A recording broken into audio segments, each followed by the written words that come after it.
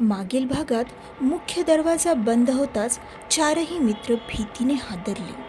त्यांच्या मनात अजूनही त्या आरशातून बाहेर आलेल्या भयानक बाईचं दृश्य ताजं होतं. बाहेर पडायचा रस्ता बंद झाला होता, म्हणून त्यांनी वरच्या मजल्याकडे वाटचाल केली. वर पोहोचल्यावर त्यांना एक लांब कॉरिडॉर आणि बंद दरवाजांनी भरलेली भयानक शांतता अनुभवायला मिळाली. एका खोलीत त्यांनी पाहिलं की भिंतींवर लावलेली चित्र जिवंत झाली आहेत आणि त्यात ते चौघं मित्रच होते. पण त्यांच्या मागे उभं होतं एक रक्तालेल्या डोळ्यांचं धूसर भूत. चित्रातील आकृत्या हलू लागल्या, ओरडू लागल्या आणि अचानक भिंतीतून एक गुप्त दार उघडलं. भय आणखी गहिरं झालं आणि आता त्यांच्या पुढे अंधाराच्या भुयाऱ्याची सुरुवात होती. सत्य जवळ येत होतं, पण त्यासाठी जीव धोक्यात घालावा लागणार होता. आता पुढे भुयारात आत शिरताच त्यांच्या लक्षात आलं की हा मार्ग खूपच जुना आणि भयानक होता. भिंतींवर रक्ताचे डाग होते आणि हवेत कुजलेल्या मांसाचा उग्र वास पसरला होता. पुढे जात होते ते आणि अचानक त्यांना काहीतरी त्यांच्या मागे चालताना ऐकू आलं. कोणीतरी आपल्या मागे आहे. रोहित कुजबुजला. त्यांनी वळून पाहिलं, पण तिथे काहीच नव्हतं. हे वाईट आहे, आपल्याला लवकर बाहेर पडायला हवं. करण घाबरून म्हणाला. पण पुढच्याच क्षणी समोरच्या भिंतीवर एक भेसूर चेहरा उमटला. त्याचे डोळे गडद काळे होते आणि तोंडातून गाळ ओघळला होता. तुम्ही इथे आलात, आता तुमचा अंत ठरलेला आहे.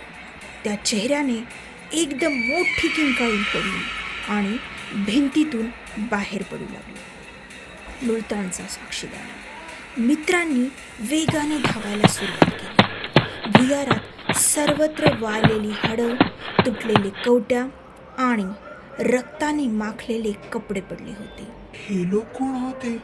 आकाश भीतीने म्हणाला. तेवढ्यात मागून भयंकर वेदनांनी भरलेले आवाज येऊ लागले. आम्हाला सोडा, आम्ही इथे अडकलो, तो आपल्याला मारतो.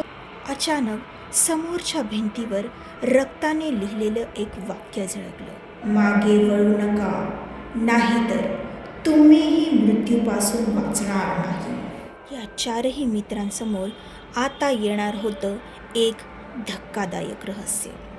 विक्रम, करण, आकाश आणि रोहित थांबले. त्यांनी एकमेकांकडे पाहिलं. आपण खरंच या जागेत अडकलो आहोत का? विक्रमने विचारलं. त्याच क्षणी त्यांच्या मागून तीच रक्तालेली बाई उभी राहिली. तुम्ही आता माझे आहात. आणि संपूर्ण वाडा एका जोरदार किणकिणाटासह हादरू लागला. त्या रक्तालेल्या बाईचा आवाज थेट त्यांच्या कानात घुसत होता. संपूर्ण वाडा थरथरू लागला. दिवे आपोआप विझू लागले. भिंतीवरची चित्र हलायला लागली आणि भुयाराच्या आत काहीतरी हलू लागलं. हे काय चाललंय? आकाश किंचाळला. त्या अंधारातून अनेक सावल्या निर्माण होऊ लागल्या. त्या सावल्या जमिनीवरून सरपटत पुढे येत होत्या आणि प्रत्येक सावलीचा चेहरा कोणीतरी मृत व्यक्तीसारखा होता. त्यांच्या चेहऱ्यावर आघाताचे, वेदनेचे आणि प्रतिशोधाचे भाव होते. विक्रमचा हात अचानक गार पडला. त्याने टॉर्च उचलून समोर प्रकाश टाकला. समोर एक जुनी काळसर डायरी पडलेली होती. त्याच क्षणी भिंतीवर एक रक्ताने लिहिलेला संदेश प्रकट झाला. त्याने पुन्हा जन्म घेतलाय आणि यावेळी तो तुमच्यातलाच एक. आपल्यातलाच एक? करण भीतीने ओरडला. सर्व मित्रांनी एकमेकांकडे पाहिलं. संशय, धडधड आणि गोंधळ यांचं काळं वादळ त्यांच्या मनात घोंगावत होतं. आता पुढे काय होणार? कोण आहे तो? आणि कोणत्या तरी मित्राच्या आत लपलेलं हे भयानक सत्य काय आहे? जाणून घ्या पुढच्या भागात.